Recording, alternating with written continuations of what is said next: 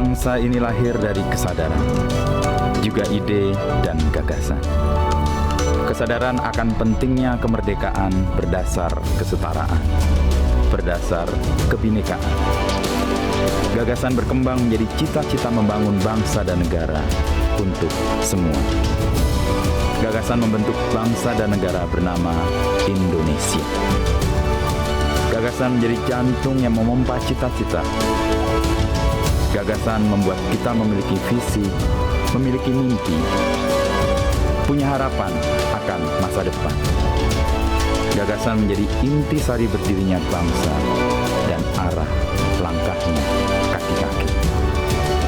Dan inilah Gagas RI.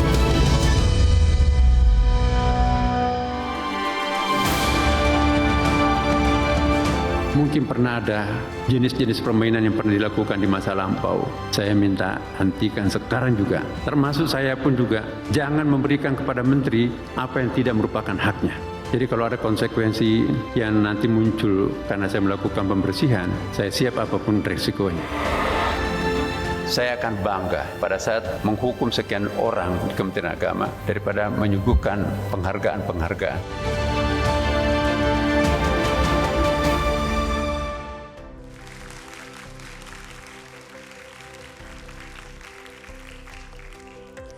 Assalamualaikum warahmatullahi wabarakatuh.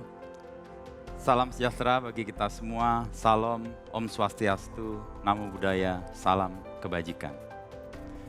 Selamat datang di forum Gagas RI KG Media episode ke-11 yang kali ini menawarkan tema peran agama dan tantangan pemberantasan korupsi. Pertemuan dengan Profesor Nasaruddin Umar adalah pertemuan dengan ketenangan, keheningan, dan kedalaman. Juga ketika suatu pagi, selepas subuh awal November lalu, saya bertemu tanpa sengaja di kabin pesawat dalam penerbangan ke Makassar seorang diri. Tenang, hening, dan dalam. Karenanya, tiga kata ketenangan, keheningan, dan kedalaman ini bisa menjelaskan sosok Menteri Agama Kabinet Merah Putih yang dilantik Presiden Prabowo Subianto 21 Oktober 2024 di Istana Negara, Jakarta. Belum 1 bulan setelah pelantikan, dalam ketenangan, keheningan, dan kedalaman, Prof. Nasaruddin Umar menyatakan sebuah ajakan dan teladan yang sejatinya bisa digegap gempitakan. Namun, hal itu tidak dijadikan pilihan.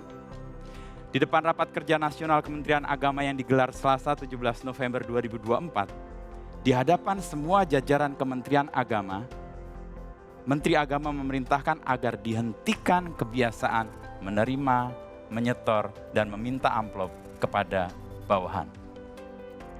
Dengan nada yang tenang dan suara yang rendah, Menteri Agama mewanti-wanti agar seluruh jajaran kementerian dan juga rekanan tidak memberikan apapun kepadanya yang bukan menjadi haknya sebagai menteri. Memberi isi atas pernyataan ini, Prof. Nasaruddin Umar juga melaporkan dan menyerahkan barang-barang pemberian yang diduga gratifikasi untuknya sebagai Menteri Agama ke Komisi Pemberantasan Korupsi. Ujaran dan tindakan yang sejatinya biasa, namun di dalam masyarakat yang permisif terhadap perilaku korupsi, ujaran dan tindakan itu terlihat luar biasa.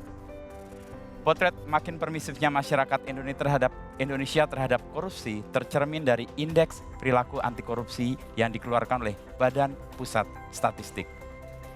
Indeks Perilaku Anti Korupsi di 2024 ada di angka 3,85 atau mengalami penurunan dibanding tahun sebelumnya di angka 3,92. Dalam keterangan, keheningan, dan kedalaman, kita hendak mendengar gagasan Profesor Nasaruddin Umar terkait peran agama dan tantangan pemberantasan korupsi. Bagaimana agama dengan panduan moral dan etikanya bisa berperan di tengah tantangan pemberantasan korupsi yang kian rumit lantaran masyarakatnya yang makin permisif. Profesor Nasaruddin Umar hadir untuk kita dan waktu dan tempat kita persilahkan.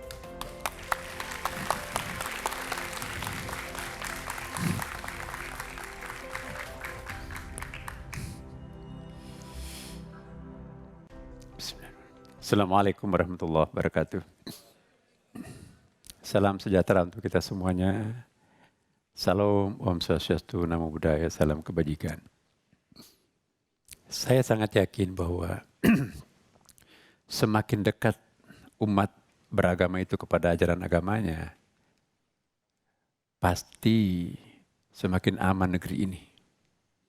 Tapi semakin berjarak umat dengan ajaran agamanya, pasti resikonya banyak sekali. Nah, hipotesis saya seperti itu ya. Maka itu salah satu tantangan kami di Kementerian Agama.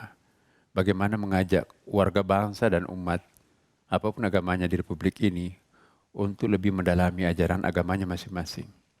Karena tidak ada suatu agama apapun yang membolehkan, yang meneleransi korupsi dan semacamnya. Nah, karena itu tantangan kita juga sekarang ini adalah bagaimana mengartikulasikan agama di dalam kehidupan sehari-hari. Agama itu sebagai sebuah mitos. Tapi mitos itu harus diangkat menjadi sebuah logos. Ya, yang bisa diukur gitu. Dan logos itu nanti harus diangkat lagi menjadi sebuah etos. Jadi dari logos menjadi etos yang basicnya itu adalah mitos. Nah, jadi kalau korupsi yang selama ini diwacanakan, diributkan, nah terlalu panjang waktu yang kita ukur, ternyata berbagai macam peraturan yang muncul tidak mengurangi volume korupsi di negeri kita ini. Nah, saya akan mencoba untuk memperkenalkan bagaimana kalau kita menggunakan bahasa agama untuk menyentuh hati batin masyarakat kita itu kembali kepada keluhuran fitrah kita sendiri. Kita mengajak kepada mereka itu bahwa yang kita cari itu bukan yang besar, bukan yang tinggi, dan bukan juga yang banyak. Apa artinya banyak, tinggi, besar, tapi dikejar-kejar. Nggak ada ketenangan dalam hidup. Hidup ini berapa lama sih? Kita kan sangat sebentar.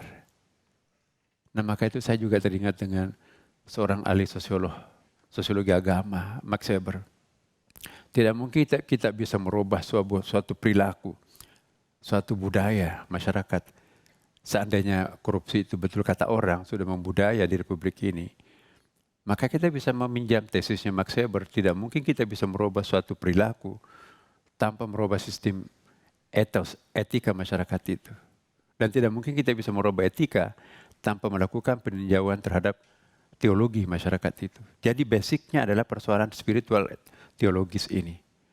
Nah, maka itu kami mencoba untuk di lingkungan kami di Kementerian Agama, syukur-syukur nanti ini kalau bisa menjadi konsumsi publik ya. Mari kita menyadarkan warga masyarakat kita untuk kembali kepada ajaran luhur agamanya masing-masing. Saya kok sungguh sangat yakin kalau orang mengamalkan ajaran agamanya, semaksimal mungkin tidak perlu ada polisi, tidak perlu ada pintu di rumah. Karena tidak ada satupun agama yang menghalalkan pencurian, pencopetan, kejahatan, pelecehan seksual, dan sebagainya. Nah, persoalannya sekarang, apa kata agama dan apa yang dilakukan oleh pemeluknya? Apa semakin berjarak atau semakin mendekat? Nah, saya sering mengatakan juga di teman-teman, kita ini Kementerian Agama, background-nya itu adalah kain putih itu ya. Setetes noda yang melekat di dalam kain putih itu sangat norak. Mungkin kementerian lain itu ada orange, biru, ya merah dan sebagainya, sehingga nodanya itu nggak kelihatan. Nah, ekspektasi masyarakat kita di Kementerian Agama ini seolah-olah ingin menjadikan Menteri Agama itu seperti malaikat, dan Kementerian Agama itu ekspektasinya itu adalah surgawi, tanpa ada noda, tanpa ada cacat.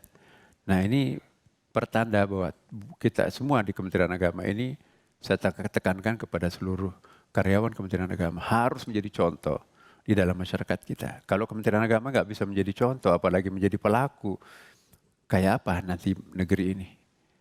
Maka itu saya ingin mengingatkan kembali ya, bahwa di negara-negara besar pun juga sekarang ini mulai kembali. Religious consciousness ini sebagai salah satu faktor yang sangat penting untuk menyejahterakan manusia. Coba kita lihat indeks kebahagiaan dunia yang tahun 2024 ini, itu semuanya adalah di negara-negara Skandinavia, kecuali nomor 5 itu adalah Israel. Nah, Indonesia itu urutan yang ke-40 sekian itu kan. pada kita ini kan umat beragama.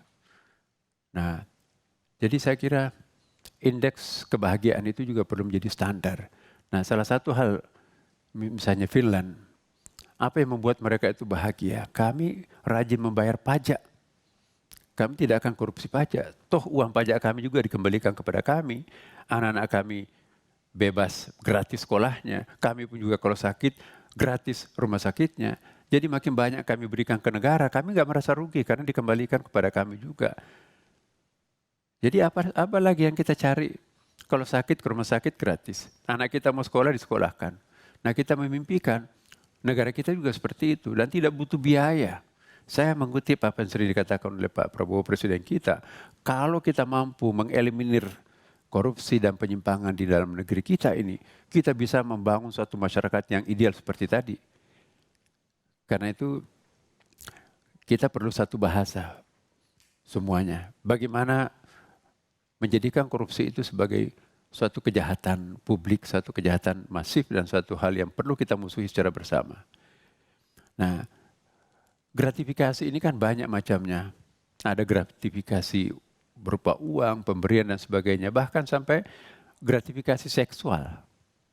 Nah, kalau kita lihat di dalam film Disclosure, ya filmnya Demi Moore itu saya lihat tahun 1993 di Belanda pada waktu itu ya. Bagaimana Demi Moore itu dijadikan umpan untuk memenangkan sebuah tender yang besar dalam bidang komputer pada waktu itu. Jadi ini satu contoh bahwa gratifikasi itu bukan hanya bentuknya benda, tetapi menjanjikan pejabat dengan seorang perempuan kalau itu dimenangkan tendernya, jangan-jangan juga ada di dalam masyarakat kita. Kalau ini semuanya terjadi, mestinya jembatan ini dipakai untuk 50 tahun, kok robohnya 5 tahun? Kenapa? Karena campuran semennya itu ada korupsi di situ itu. Jadi bahasa agama ini sangat penting. Kalau ekspektasi kita jembatan ini harus bertahan 50 tahun, ya harus 50 tahun atau lebih. Nggak mungkin bisa bertahan 50 tahun kalau di situ ada korupsi. Jadi korupsi itu mempercepat rapuhnya bangunan-bangunan bangsa Indonesia. Bukan hanya bangunan fisiknya, tapi juga bangunan mental spiritualnya pun juga. Jadi korupsi ini tidak menguntungkan siapapun. Tapi kita harus sabar. Jangan pernah bosan untuk memerangi penyimpangan dan korupsi ini. Sebab tanggung jawab kita sebagai seorang, ya, apalagi umat beragama ini ya besar sekali. Bukan hanya untuk menyampaikan, tetapi juga harus menyatakan dalam bentuk perilaku. Ya, walaupun saya juga termasuk ya, saya bukan malaikat para pemirsa. Tokoh agama juga bukan malaikat. Tapi mari kita berikan tempat kepada tokoh agama. Siapa tahu bahasa agama ini nanti mampu meredam, mengeliminir korupsi ini. Dan insya Allah saya akan mencoba melibatkan tokoh-tokoh agama apapun juga. Kalau selama ini ya mungkin mohon maaf, tokoh-tokoh agama kita itu seringkali hanya dilibatkan untuk memikirkan atau menyelesaikan akibat. Tapi jarang dilibatkan untuk untuk menyelesaikan sebab yang menyebabkan akibat itu muncul. Tokoh-tokoh agama kita sering hanya diundang Kementerian Sosial untuk menyelesaikan akibat lingkungan yang rusak, prostitusi yang marak, dan juga perjudian online dan sebagainya. Panggil tuh ulama, tokoh agama. Bagaimana memberikan nasihat terhadap mereka.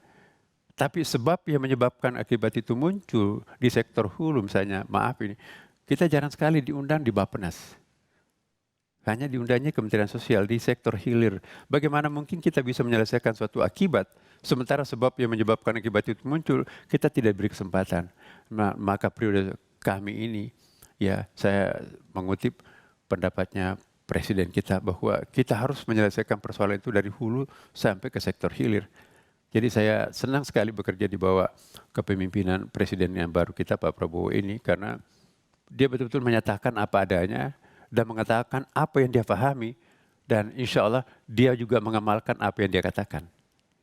Inilah sebuah tantangan di masa depan. Nah, mungkin lebih praktis. Kami tentu harus mulai dari institusi kami sendiri di Kementerian Agama. Perjalanan dinas misalnya. Bayangkan kami punya 82 perguruan tinggi di negeri. Nah, hampir setiap minggu ada seminar nasional, seminar internasional dilakukan oleh para rektor. Dan saling mengundang satu sama lain. Nah, kalau kita memenuhi undangan itu semua, jangan-jangan para rektor itu tidak pernah berkantor di kantornya karena setiap hari ada seminar internasional di provinsi masing-masing. habis tuh biaya pesawat untuk anggarannya itu. Nah, jadi kami keluarkan putusan, semua termasuk raker, termasuk juga seminar, jangan hadir secara fisik, tapi wajib mengikuti secara zooming. Ternyata tidak kurang lebih positif malah, kita bisa mengkopi langsung ya kan. Jadi pertemuan kami di Kementerian Agama, para eselon 1, para kanwil, kemudian juga para rektor. Masya Allah, saya sangat bangga dengan rektor-rektor kami, kanwil-kanwil kami terjadi perubahan yang sangat drastis. Mereka mau mengerti apa yang kami isyaratkan. Mari kita menghemat uang negara dengan cara tidak usah terbang kemana-mana untuk mengikuti seminar. Toh bisa kita akan menggunakan pakai Zoom. Nah, kami jumlahkan baru 1 bulan ini kami menjadi menteri, kami sudah berhasil menekan biaya perjalanan dinas itu lebih dari 50%. Tadi pagi saya dengan Pak Sekjen kami, ya, kira-kira angka penghematan kita karena memotong pertemuan-pertemuan internasional ini, pertemuan nasional ini, jadi kami tidak memberikan izin para rektor, para pejabat untuk keluar negeri. Ya, karena saya membaca satu penelitian bahwa kemanfaatan orang yang berseminar di luar negeri, dampaknya ke negara itu hanya 0,5%. 0,5%. Jadi forward untuk apa kita mengutus? Ya, kecuali kalau misalnya ada kerjasama, ada MOU, ya itu jangan juga menghindari luar negeri. Kita juga profesional kok. Selama itu betul-betul memberikan dampak terhadap negara, kita biayai. Nah, tapi kalau itu nggak ada efeknya dan itu bisa dilakukan dengan zooming, kenapa harus pergi ke situ? Studi banding apa yang bisa kita lihat di sana? Bahkan lebih banyak yang bisa kita lihat kalau melalui website yang kita buka. Di sana belum tentu buka kantornya, tapi kalau kita lihat di kantor, di websitenya, semua ada di situ. Nah, jadi kita bisa menghemat biaya perjalanan dinas dengan tiket yang semakin mahal. Dan nanti sisa perjalanan dinas itu nanti kita save dan untuk kepentingan yang lebih fungsional terhadap masyarakat kita. Nah, kalau ini kita lakukan, saya membayangkan bahwa ke depan itu akan terjadi penghematan luar biasa. Dan sisa penghematan itu, biaya penghematan itu nanti kita akan berikan kepada yang paling betul-betul dirasakan oleh masyarakat. Nah, jadi saya tertarik apa yang selalu dipesankan oleh Bapak Presiden, Pak Prabowo, bahwa kalau penghematan ini dilakukan di Indonesia, mencegah segala macam bentuk korupsi, maka kita akan melakukan semacam kita bisa save sampai 40%. Bayangkan kalau selama ini 40% itu kemana? Hanya dinikmati oleh segelintir orang. Nah, saya bebas mengucapkan apapun yang saya akan sampaikan ke staf kami di Kementerian Agama, karena pertama saya tidak ada beban. Saya tidak ada beban. Saya harus mengatakan apa yang benar menurut kami, tentunya yang benar menurut perundang-undangan, ya kan. Saya hanya tunduk kepada Presiden dan apa yang disampaikan beliau itu bagi saya sangat masuk akal dan saya sangat mendukung, ya. Oleh karena itu saya ingin betul-betul mengobsesikan bagaimana Kementerian Agama ini bisa menjadi contoh untuk instansi lain. Kalau ada kawan-kawan yang mungkin tidak sejalan dengan pikiran kami, tentu kami akan melakukan sesuatu. Ya, sekali lagi saya tidak ada beban. Kita ini hidup cuma satu kali kok. Dan apa yang kita tanam itu yang kita akan panen. Kalau kita menanam bibit-bibit surga, kita akan panen surga kan. Tapi kalau kita menanam bibit neraka, kita juga akan panen neraka. Jadi mari kita mengajak masyarakat kita itu memperbanyak menanam bibit-bibit surga. Kalau kita umat beragama, ya mau kemana sih kalau kita bukan tujuannya di akhirat atau di nirwana itu. Nah, inilah saya kira pentingnya bahasa agama. Ya, siapa tahu bahasa agama ini lebih efektif bisa mencegah terjadinya penyimpangan dan korupsi itu. Nah, kalau bahasa agama diperbaiki, kalau hubungan antara umat dan agamanya itu makin erat, bukan cuma masalah korupsi yang bisa terselesaikan, tapi kejahatan moral pun juga lainnya juga, pelecehan seksual dan sebagainya, itu juga bisa ikut teratasi. Maka itu kita sangat bersyukur sebagai warga negara bangsa Indonesia, salah satu jualan kita yang paling mahal juga ini, tidak kalah dengan mineral, tidak kalah dengan kekayaan alam, adalah apa yang saya sering sebut kerukunan umat beragama. Tidak ada negeri di kolom langit ini yang seplural dengan Indonesia, tetapi kok bisa menjadi kompak begitu indah di bawah Bhinneka Tunggal Ika. Ini jualan yang sangat penting buat Indonesia. Banyak sekali negara-negara datang ke negeri kita ini. Apa sih resepnya kok Indonesia bisa aman padahal plural masyarakatnya itu agamanya berapa, etniknya berapa, pulaunya berapa, berada di posisi silang lagi kan. Seharusnya Indonesia sangat terdampak dengan posisinya, tapi Indonesia sampai sekarang ini tetap utuh. Kita lihat juga, kita bersyukur ya. Inflasi kita juga itu sangat mengesankan. Jangan-jangan kita yang paling baik. Itu masih sekitar 1 ya. Pertumbuhan ekonomi kita juga alhamdulillah. Ya kita obsesikan lebih dari 5 kan. Nah, saya baru pulang dari Mesir, dari Turki. Turki itu pernah mencapai 93% inflasinya itu. Nah, Mesir baru saya tinggalkan kemarin, itu 6%. Jadi untuk negara mayoritas Muslim, Indonesia itu adalah the best pertumbuhan ekonominya dan juga tingkat inflasinya. Jadi kita satu sisi ini kita bersyukur. Tapi sekali lagi kita masih punya PR di masa depan. Bagaimana mengajak kita, masyarakat kita untuk melakukan penghematan dengan cara melakukan perhitungan-perhitungan. Sekali lagi kita jangan mengambil apa yang bukan hak kita. Karena itu enggak berkah. Segala sesuatu yang tidak berkah, ya enggak ada manfaatnya. Mungkin kita punya istana, mobil mewah, ya kan? Tapi kita duduk di kursi roda. Kenapa? Ya stroke. Kenapa stroke? Stres. Kenapa stres? Dikejar-kejar. Kenapa dikejar-kejar? Terlalu banyak barang-barang haram yang melekat pada dirinya sendiri. Ya, meja makannya lengkap. Dokternya, Pak, jangan makan. Ini gula. Makan daging, Pak, over kolesterol. Sayuran, jangan, Pak. Ini asam urat. Kopi, jangan pakai gula. Apa rasanya? Kalau nggak ada isinya meja makan, biasa. Tapi kalau banyak isinya meja makan, lantas kita dilarang makan, itu tambah menderita kan. Jadi nggak berkah. Gubuk tapi isinya surga itu lebih baik. Daripada surga tapi isinya gubuk. Nah ini yang kita harapkan. Hidup ini berkah. Tapi jangan berharap bahwa udahlah kita sederhana aja. Enggak. Kompetitiveness juga harus diperhatikan. Kita harus berjuang bersaing dengan negara lain. Jangan atas nama agama kita pasrah terhadap nasib, nggak boleh. Agama yang benar adalah tetap mengoptimalkan orang itu untuk bekerja secara maksimum. Inna khaira man ista'jarta al-qawiyul amin. Ini banyak generasi muda kita di depan ini kan.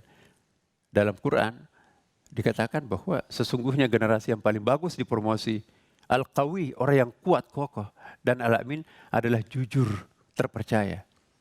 Jadi kalau kita kokoh dalam prinsip lalu jujur, itu generasi yang diharapkan, diidealkan di dalam Al-Quran. Saya kira dalam agama lain juga punya bahasa yang hampir sama.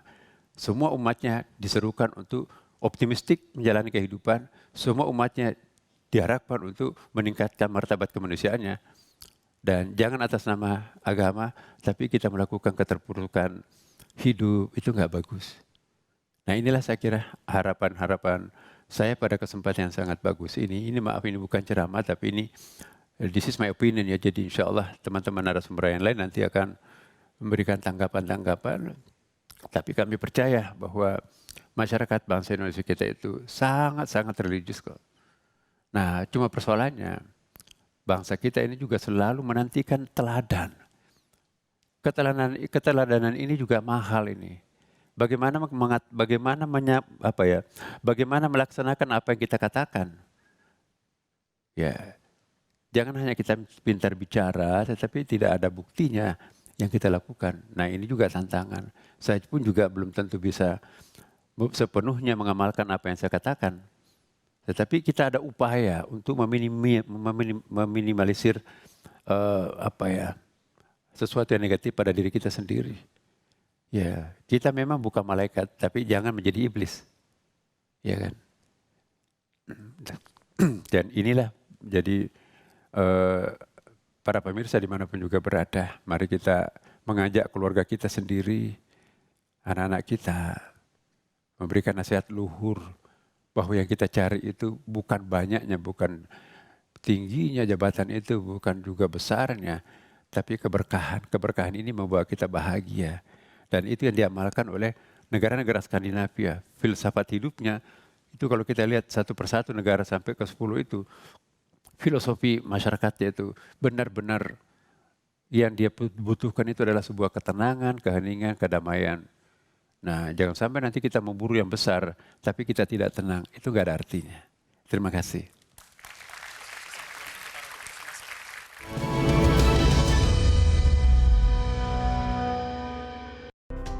Terima kasih Prof. Nasaruddin atas kesempatan memberikan gagasan di tengah forum yang menyenangkan ini.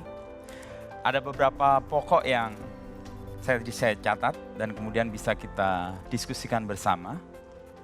Pertama, bagaimana Max Weber menyebut kalau mau mengubah perilaku, maka ubahlah sistem etika dan lihat teologi masyarakat apa di situ.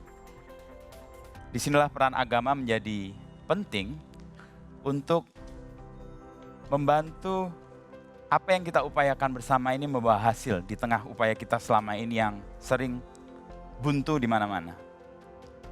Pokok yang kedua, Profesor Nasaruddin tadi menyebut tentang apa dampak paling nyata dari korupsi, yaitu mempercepat rapuhnya bangunan.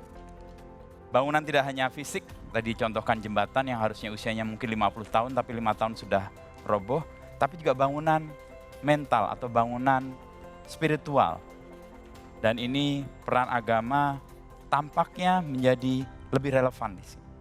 Dan pokok yang ketiga, dengan segala upaya yang dilakukan, Prof. Nasar tadi menyebut soal kesabaran. Menyampaikan tidak hanya cukup dengan kata-kata, tapi dibarengi dengan perilaku sebagai teladan.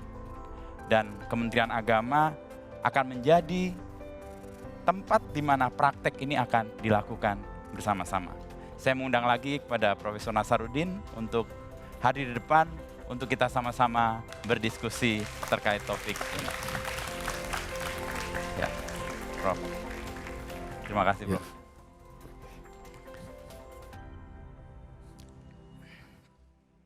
Ya, untuk memperkaya diskusi kita, tiba saatnya saya mengundang para panelis untuk memberikan tanggapan atau menyampaikan gagasannya terkait dengan apa yang tadi sudah diujarkan atau disampaikan oleh Prof. Nasaruddin. Telah hadir bersama kita dua panelis. Pertama, Bapak Eri Riana Harjapamekas. Selamat datang Pak Eri Riana.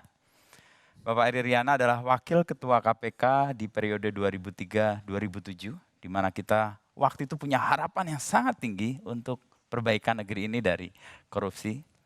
Lalu yang kedua ada Prof. Fransisya Saveria Sika Eriseda, Guru Besar Sosiologi FISIP Universitas Indonesia, yang juga akan hadir memberikan tanggapan atau memperdalam diskusi kita. Untuk kesempatan pertama saya memberikan kesempatan kepada Pak Eri Riana Harjapamekas untuk merespon, memberi tanggapan atau bertanya terkait dengan gagasan yang tadi disampaikan oleh Prof. Nasaruddin. Silakan Pak Eri. Terima kasih Mas Edo. Saya pikir saya sama sekali tidak ada bantahan. Apa yang disampaikan itu adalah gagasan yang luar biasa. Dan mungkin untuk pertama kali ada Menteri Agama yang tiba-tiba baru diangkat sudah mencanangkan pemberantasan korupsi. Dan ini perlu kita dukung bersama-sama dengan segala daya upaya yang dimiliki oleh masing-masing. Nah, di sisi lain saya merasa Pak Nasaruddin, Prof. Nasaruddin berjuang sendirian, padahal ada masalah besar yang bersamaan dengan ini, dan itu harus menjadi pekerjaan rumah menteri lain, menteri-menteri lain, yaitu penegakan hukum.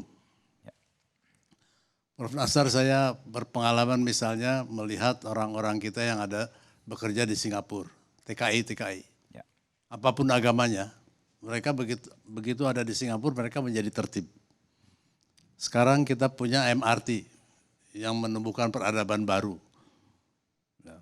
Begitu kita masuk MRT, tiba-tiba kita menjadi disiplin, ya kan? Tidak buang sampah, duduk juga tidak menggunakan handphone sesuai dengan aturan, dan duduk juga disiplin.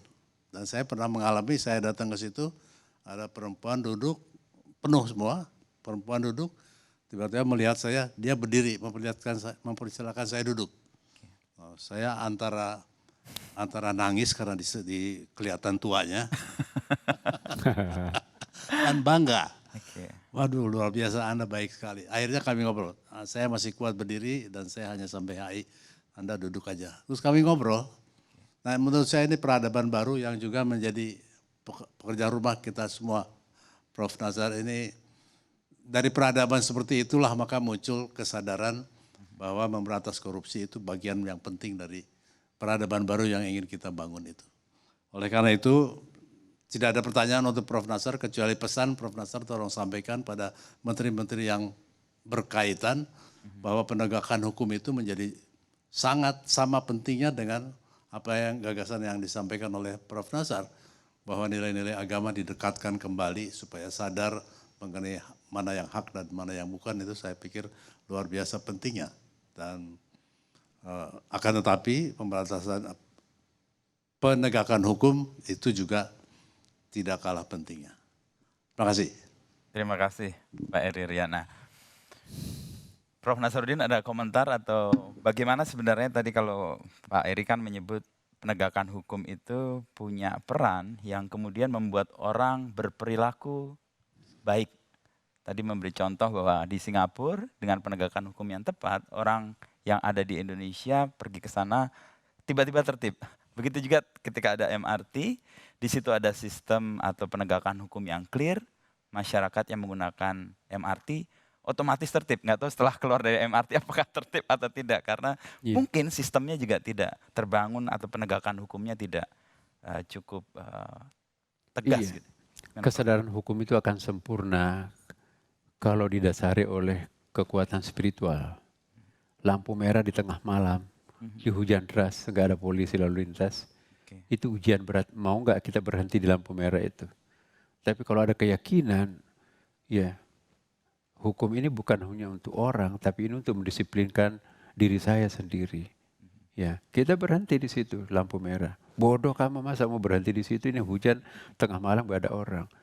Jadi bukan karena tidak adanya orang, tapi sekali kita membiasakan diri kita melanggar, maka tidak ada hujan dan siang bolong pun juga kita nanti akan melakukan hal yang sama. Sekali pertahanan spiritual ini bobol, maka serta-merta nanti akan terulang pada kesempatan lain. Gitu, Pak. Terima kasih Prof. Nazar.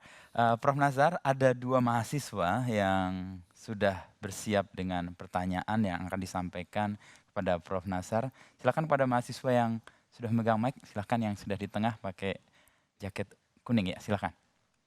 Baik, terima kasih sebelumnya. Assalamualaikum warahmatullahi wabarakatuh.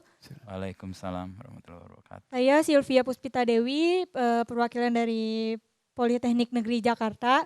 Izin bertanya kepada Bapak Profesor Nasruddin Umar, dalam konteks ibadah seperti haji dan juga zakat, bagaimana memastikan bahwa dana yang digunakan benar-benar bersih dari praktik korupsi dan apa tantangan yang dihadapinya, Pak? Terima kasih.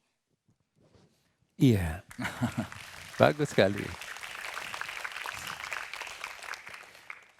Segala sesuatu yang berasal dari yang keruh, maka hilirnya pun juga pasti akan keruh. Apakah kita bisa menunaikan ibadah haji dengan uang korupsi? Percuma. Apakah kita bersedekah, ya, berzakat dengan uang yang kita peroleh dengan cara haram? Percuma. Ya, maka itu dalam salat pun juga. Bagaimana Tuhan bisa menerima salat kita? Baju ini adalah pemberian dari rekanan yang ada maunya. Sajadah ini hadiah lebaran dari pemborong. Apalagi, bahkan rumah pun yang dipakai salat itu. Apa salat kita diterima dengan rumah itu hasil korupsi?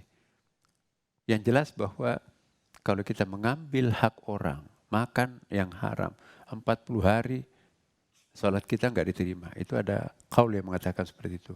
Kama qala Nabi SAW. Jadi memasukkan barang haram ke dalam perut, itu 40 hari salatnya percuma kan. Kalau setiap hari gimana? Ya.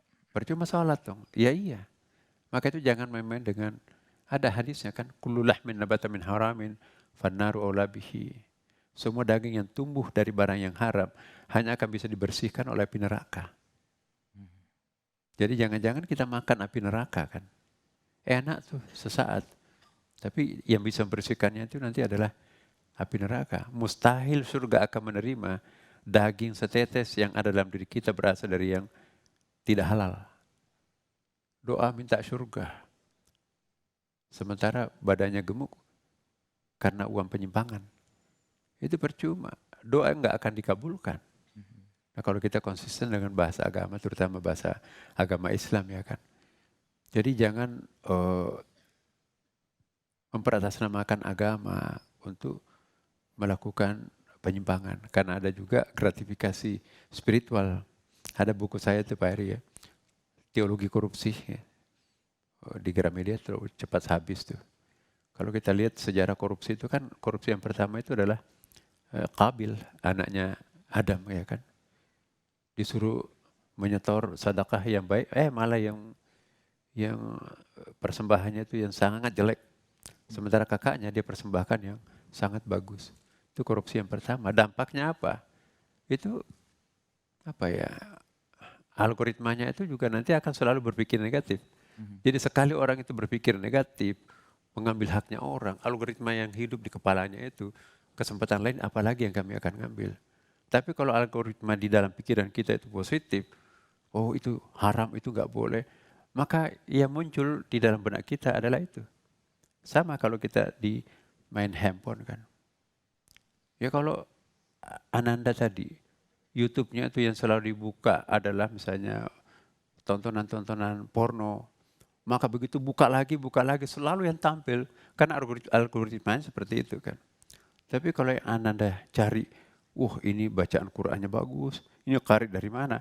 Yang disuguhkan oleh YouTube itu adalah algoritma yang seperti itu. Nah kalau pikiran kita juga yang selalu muncul di kepala kita itu mikirin kemakmuran dan ke harta yang banyak dan sebagainya, tanpa memperdulikan apakah ini halal atau tidak, maka algoritma itu yang di kepala kita itu juga akan bekerja dalam diri kita. Akhirnya susah itu. Maka itu pikiran kita ini juga harus diperbaiki. Begitu kita terkontaminasi dengan pikiran atau algoritma yang negatif seperti itu, udah kita akan maafkan segala cara untuk melakukan apapun. Nah inilah poin spiritualitas ini yang bisa mengikis, memperbaiki kualitas algoritma yang kita miliki. Terima kasih. Berikutnya kepada Prof. Eri Seda ya, terkait dengan apa yang tadi disampaikan Prof. Nasaruddin, apakah ada respon, tanggapan, atau mungkin pendalaman untuk kita diskusi pada kesempatan kali ini. Silahkan kepada Prof. Eri Seda. Terima kasih. Tadi saya tergerak waktu Prof. Nasaruddin membahas soal mitos, logos, dan etos. Dan menyitir seorang sosiolog klasik, Max Weber. Kalau kita menyetujui tadi pendapat Weber dan juga tadi mengenai mitos, logos, dan etos itu, kelihatannya dalam konteks korupsi di Indonesia, persoalan antara logos menjadi etos itu yang menjadi masalah besar. Dan Prof. Nasaruddin dalam gagasan menyebutkan bahwa kita bukan hanya perlu melihat bagaimana logos pengetahuan itu bisa menjadi etos, tapi juga bahwa mitos itu tetap berperan. Spiritualitas orang itu, tadi Prof. Nasaruddin memberikan ilustrasi yang menarik. Hujan deras tengah malam, tidak ada orang, kita tetap berhenti di lampu merah.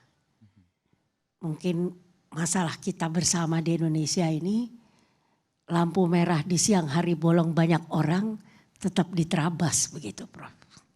Jadi ini kan suatu ekstrim dari kondisi yang secara logos kita ketahui dan secara empiris memang terjadi. Pak Eri mengatakan soal penegakan hukum. Penegakan hukum itu pendekatannya sistemik. Tapi Prof. Nasaruddin juga menekankan selain pentingnya penegakan hukum secara sistemik, juga perilaku yang berdasarkan tadi, etos yang sudah diinternalisasikan. Mungkin masalahnya adalah kalau korupsi itu dilakukan secara berjemaah dan terjadi persekongkolan konspirasi jahat. Dan ini cukup banyak kasus terjadi sayangnya di negeri kita ini. apa yang bisa kita lakukan untuk memotong korupsi berjemaah atau lingkaran yang tidak baik itu. Karena perlu ada pintu masuk.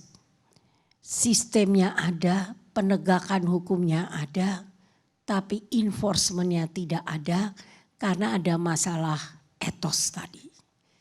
Yang dikaitkan dengan agama, masalah spiritual. Bagaimana merubah kondisi yang sudah korupsi terinstitusionalisasi, berjemaah, melalui pendekatan baik penegakan hukum maupun pendekatan spiritual individual. Mungkin itu pertanyaan yang ingin saya tanyakan karena dua-duanya sama pentingnya, dua-duanya sama urgennya. Nah, banyak orang menjadi kehilangan asa atau harapan karena tidak lagi melihat pintu masuk untuk memulai perubahan sistemik maupun perubahan spiritual. Itu saja, Prof. Nasaruddin. Terima kasih.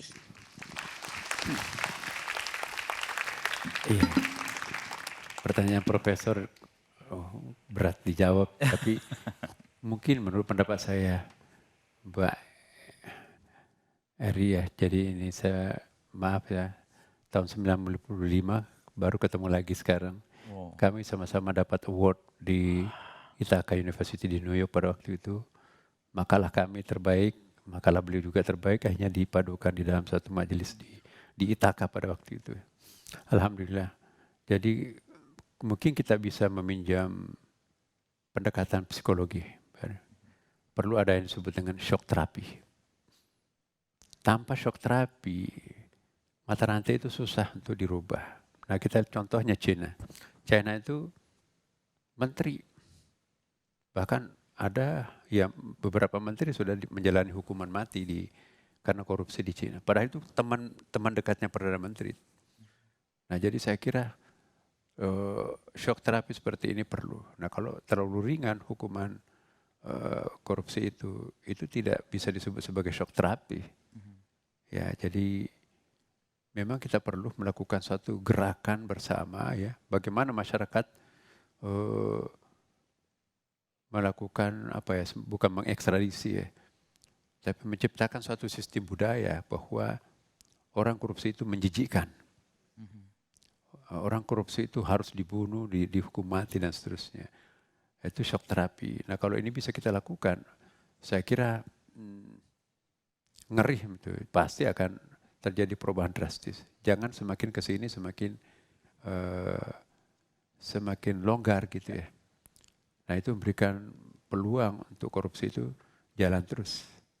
Apalagi kan dengan sekarang ini ya, maaf ya, ini bukan sistem politik kita kan juga perlu ditata lebih sempurna ya kan.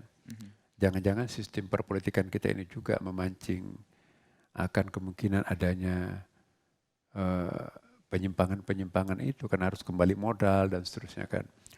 Nah, jadi saya kira ini perlu kesadaran bersama, kesadaran publik nih.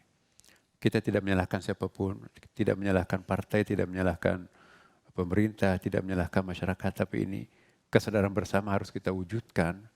Karena masyarakat juga ikut melakukan hal yang ya permissiveness tadi, istilahnya Pak Eri tadi. Kalau permisif ini menjadi kenyataan dalam masyarakat kita, itu susah tuh. Maka itu pendekatan agama yang kami ini tawarkan sebagai salah satu solusi ya. Berikan kesempatan kepada tokoh-tokoh agama itu untuk berperan lebih aktif. Jadi kepemimpinan informal ini sangat dibutuhkan ini. Jadi masyarakat kita itu jangan hanya tunduk kepada kepemimpinan formal, tapi juga kepemimpinan informal. Kepemimpinan informal itu kan kiai-kiai di pesantren. Kadang-kadang kiai-kiai itu lebih berwibawa daripada bupati, daripada camat. Nah, kalau itu mereka kita libatkan, saya kira akan banyak didengar. Nah, mari kita ciptakan suatu budaya baru bahwa siapa yang melakukan penyimpangan korupsi itu akan diekstradisi di dalam secara sosiologis oleh masyarakat. Akhirnya kan rasa malu, wah malu. Bagaimana menciptakan rasa malu untuk melakukan korupsi. Tapi kalau malah seperti ketawa, bangga pada saat ditangkap itu kan ya apa kata masyarakat itu, biasa-biasa kok. Nah, jadi saya kira kalau kita promosikan shock terapi dalam bentuk ada sanksi masyarakatnya, adatnya, ada juga sanksi hukum formalnya, dan juga sebetulnya KPK kita juga sudah melakukan satu hal yang sangat bagus ya. Misalnya operasi OTT gitu ya, itu juga shock terapi. Tapi berapa dan berapa pelakunya, jadi kita nggak tahu berapa persentase yang bisa dilakukan shock terapi seperti itu. Nah maka itu mungkin kan KPK kan tidak punya cabang di daerah-daerah, hanya adanya di pusat ya. Kalau kita ingin melihat betul-betul efektif KPK itu menurut pendapat saya pribadi ya, itu harus ada di perwakilannya di setiap, ada kanwilnya, ada sampai kalau perlu sampai ke kecamatan ya kan. Saya mengambil satu contoh Kementerian Agama. Instansi Kementerian Agama ini kan vertikal, mulai dari pusat ada kanwilnya, ada kantor kabupatennya ya Kemenak, dan ada sampai KUA di tingkat kecamatan. Jadi instruksi itu bisa sampai ke bawah. Nah jadi pesan-pesan nilai-nilai yang kita akan pompakan ke dalam masyarakat itu sangat efektif karena guritanya sampai ke tingkat kecamatan. Dan contohnya pun juga sampai bisa dilihat oleh orang-orang kecamatan. Kecamatan itulah nanti kan ada lagi perwakilannya di setiap kelurahan dan desa. Jadi guritanya sampai ke desa. Nah, kalau hanya di pusat tidak tersentuh masyarakat level bawah itu juga susah ya. Saya nggak bayangkan akan efektif ya. Tapi untung ada media. Media sekarang ini bisa melakukan sosialisasi yang sangat efektif sampai ke tidak ada desa kan sekarang ini, semua bisa melihat TV dan semua mestinya orang itu merasa malu dengan adanya terapi-terapi yang dilakukan oleh KPK. Tapi kita lihat nanti efeknya, akibatnya. Ya saya kira gitu Mbak. Perlu shock terapi untuk memutuskan mata rantai korupsi berjamaah itu ya. Terima kasih. Terima kasih Prof. Nazar. Apakah ada respon atau tanggapan dari Ibu Eri? Cukup. Baik, terima kasih Prof. Nasaruddin Umar. Berikutnya mahasiswa kedua sudah bersiap dengan pertanyaan. Silahkan yang pakai jaket merah. Assalamualaikum warahmatullahi wabarakatuh. Waalaikumsalam.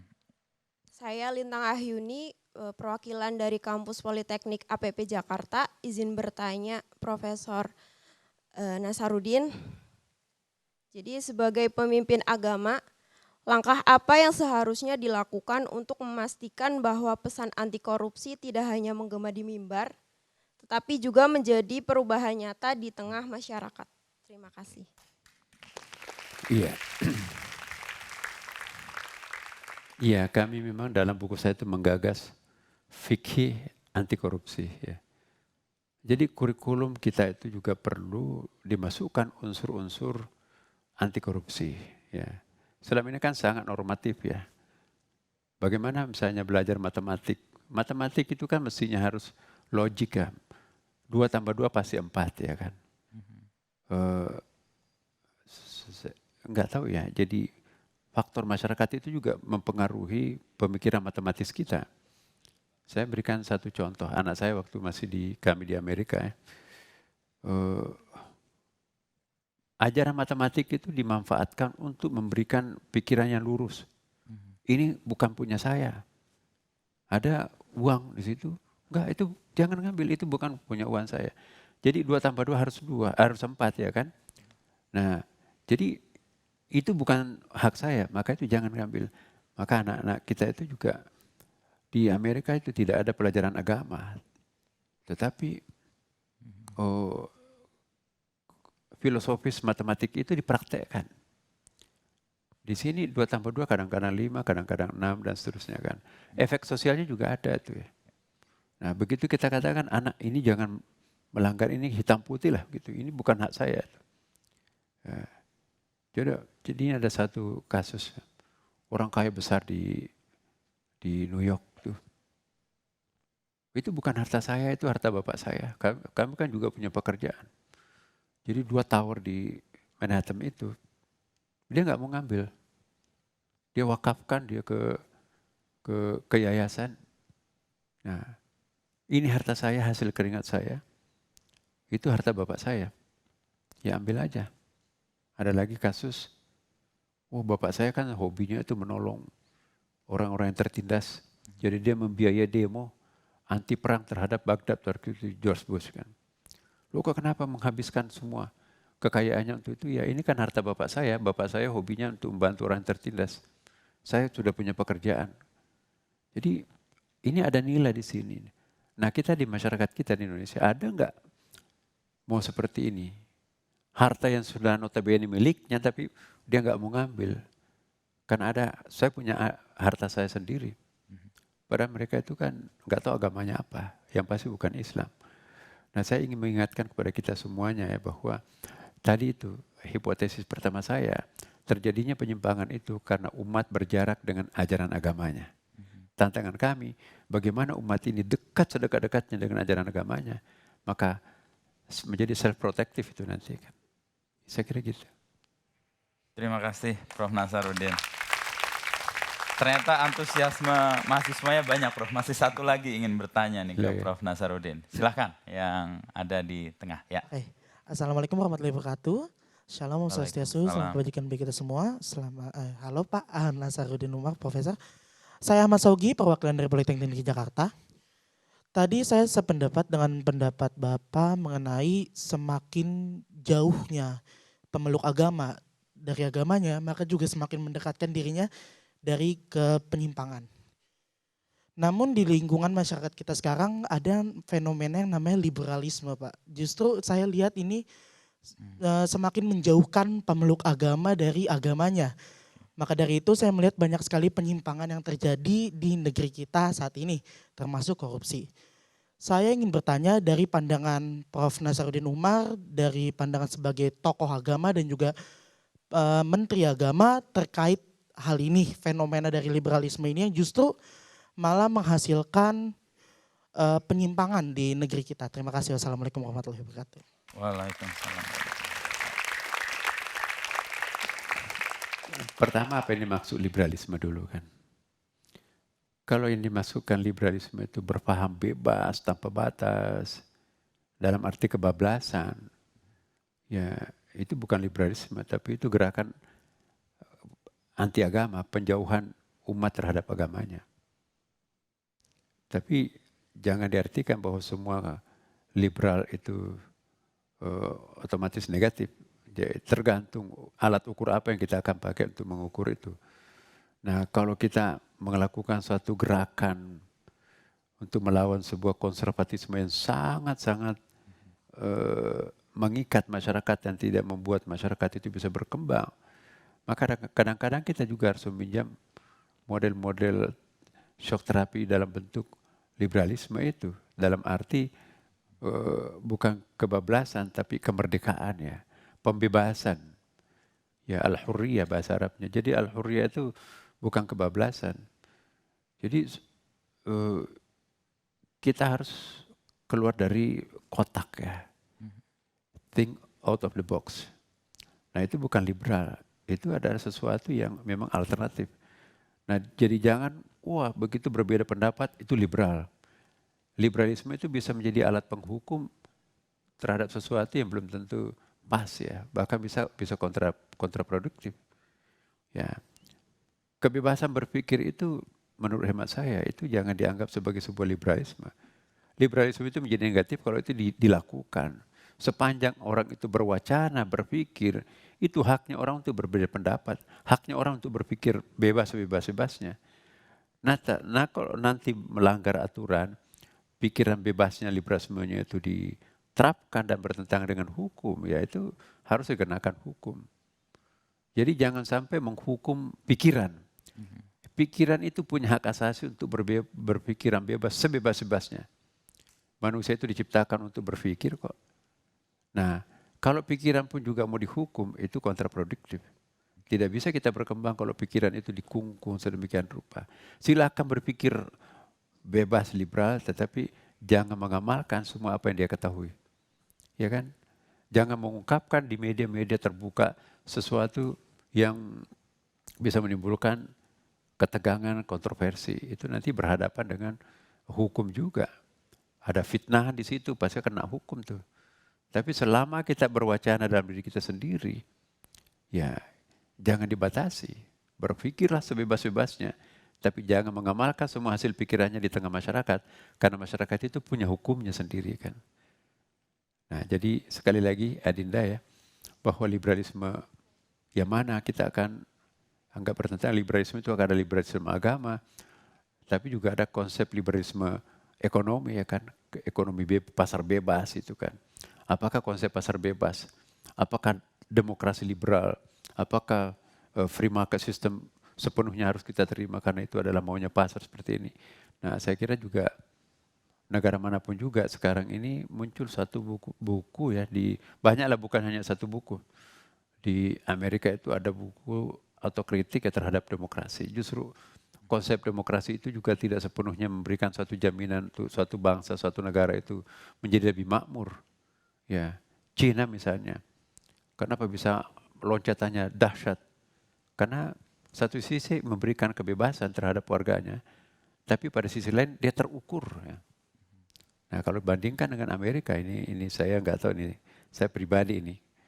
Ya jadi hemat saya, tidak mesti kita harus mengcopy paste sistem demokrasi, sistem kebebasan yang ada di tempat lain untuk kita terapkan di negeri kita. Walaupun ada isu globalisasi, tapi tetap ada identitas kenegaraan, kebangsaan kita harus dijunjung tinggi.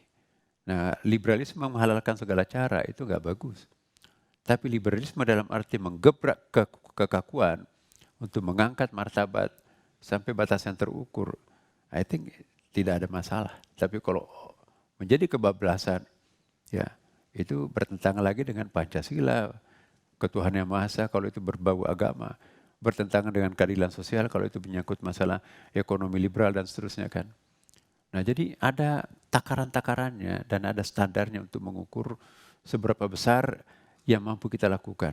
Jadi jangan semua apa yang kita katakan itu diimplementasikan dalam masyarakat. Kita hidup dalam suatu sistem masyarakat, ada hukumnya kan. Jadi kalau semua orang akan melakukan kebebasan apapun yang dilakukan itu, apa bedanya kita dengan binatang tanpa nilai kan? Nah ini ya Adinda, para mahasiswa di sini sangat bagus ya untuk memperkenalkan satu sisi kebebasan, tapi harus kebebasan yang terukur. Karena kalau tanpa batas, nah berarti kita menjadi asosial nanti jadinya. Makasih.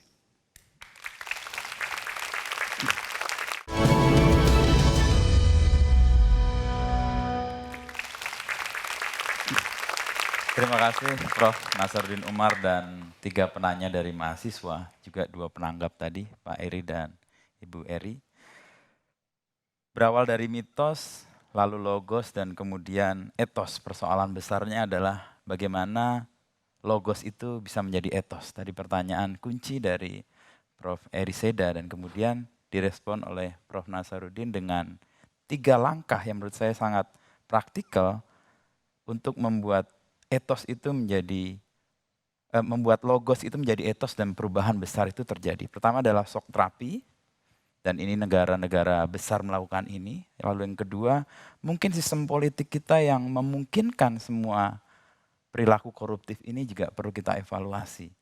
Lalu yang ketiga dari Prof menyebut tentang peran aktif pemimpin-pemimpin informal dan juga bagaimana keteladanan itu perlu ditunjukkan. Sehingga apa yang diujarkan tidak hanya jadi kata-kata tetapi jadi aksi nyata. Saya minta Prof Nasaruddin untuk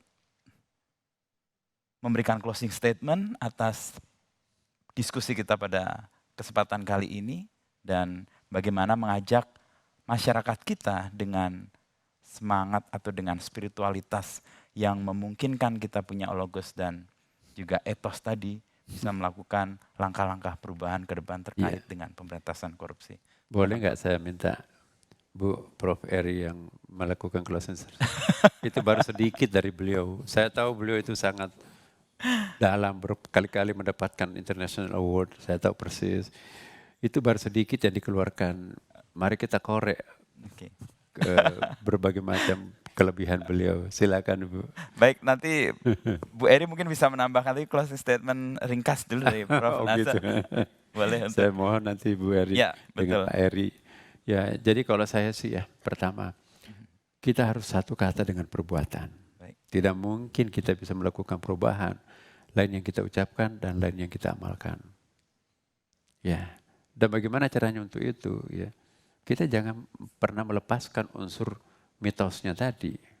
Ya, kalau mitos itu lepas, berarti hanya bekerja di sektor logos dengan habit atau etos itu nggak mungkin. Tidak ada akar yang bisa menyambungkan kita kepada keluhuran nurani ini. Nah maka itu simpul-simpul tiga ini, trilogi ini, mitos, logos dan etos ini harus dianggap sebagai segitiga yang tidak boleh lepas satu sama lain. Maka itu akan menjanjikan the ideal society, masyarakat ideal dalam masyarakat kita itu. Saya kira gitu. Terima kasih Prof. Nasaruddin. Bu Eri secara spesial diminta oleh Prof. Nasar untuk memberikan closing statement juga. Silakan Prof. Ya, terima kasih. Mungkin melanjutkan apa yang dikatakan oleh Prof. Nasaruddin dan Pak Eri tadi dan teman-teman mahasiswa. Tantangan kita itu kan tadi Prof. Nasar mengatakan shock terapi. Shock terapi itu dalam konteks etos dan logos itu sangat mungkin. Tadi Prof. Nasaruddin memberi contoh hukuman mati untuk para koruptor di RRC. Mungkin pertanyaannya tadi Prof. Nasaruddin juga mengatakan tantangan kita sekarang di Indonesia, agama manapun, bahwa umat itu semakin berjarak dengan ajaran agamanya sendiri. Mungkin yang perlu kita pikirkan bersama, apakah ada shock terapi untuk membenahi hal itu? Karena itu sifatnya personal. Etos itu pribadi, individual.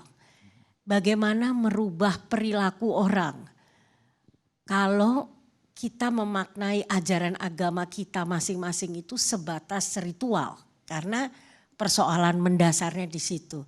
Apa ukuran atau kriteria indikator yang kita gunakan untuk melihat bagaimana suatu masyarakat termasuk masyarakat kita itu mempraktekkan ajaran agama sampai sudah menjadi etos. Itu mungkin yang perlu dipikirkan. Jadi shock terapinya itu pada level sistemik, sistem hukum. Tapi apakah perlu ada shock terapi pada level tadi, level etosnya itu? Mungkin itu saja. Terima kasih. Baik, terima kasih. Pak Eri, boleh? Silakan. Sedikit saja, dengan segala gagasan besar itu, tentu kita semuanya mendukung. Saya setuju ini merupakan upaya bersama, tidak mungkin dilakukan oleh Prof. Nasaruddin sendiri, Kementerian Agama sendiri, tidak mungkin. Nah yang harus dijaga dalam jangka panjang adalah keberlanjutan. Ya, keberlanjutan, kepedulian kita terhadap pemberantasan korupsi itu harus dijaga. Ya.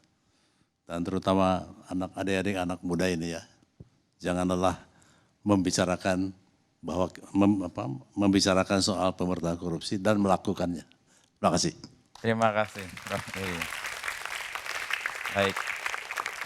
Setelah dalam ketenangan, keheningan, dan kedalaman kita mendengar gagasan Prof. Nasaruddin Umar tentang peran agama dan tantangan pemberantasan korupsi yang diperkaya dengan tanggapan serta diskusi dari Pak Eri Riana Harja Pamekas, Ibu Eri Seda, dan sejumlah pertanyaan dari mahasiswa, kita tampaknya punya segenggam keberanian untuk berharap akan adanya perbaikan.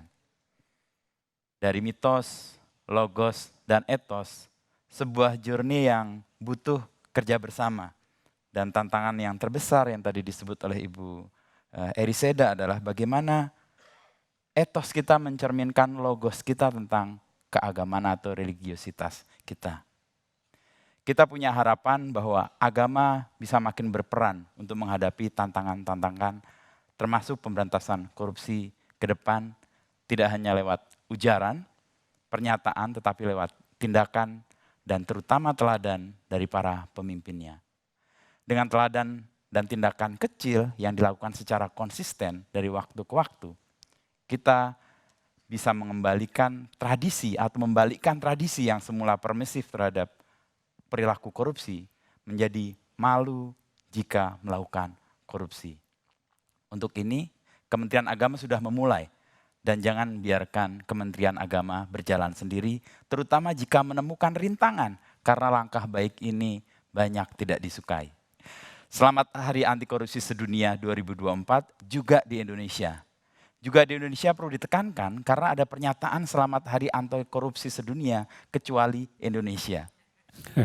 Gerakan mengecualikan Indonesia dari peringatan Hari Anti Korupsi Sedunia merujuk pada turunnya indeks perilaku anti korupsi di 2024.